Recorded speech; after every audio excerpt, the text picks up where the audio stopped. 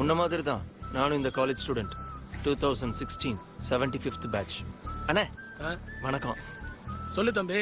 College எப்படிண்ணே இருக்கும்? என்ன தம்பி இப்படி கேக்குற?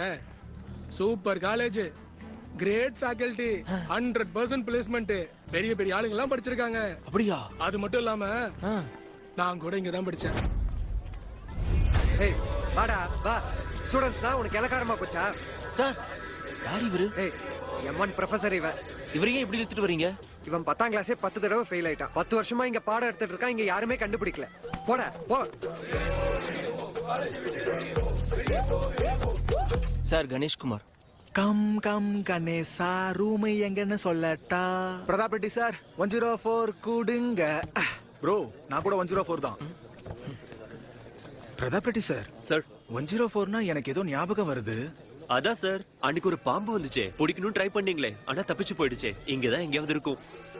எத்தனை நாள் பழைய சிக்கனே குடுப்பீங்க? எத்தனை நாளைக்கு சொல்லு சொல்லு சொல்லு. ஓசில ஏத்திக்கிறோம்.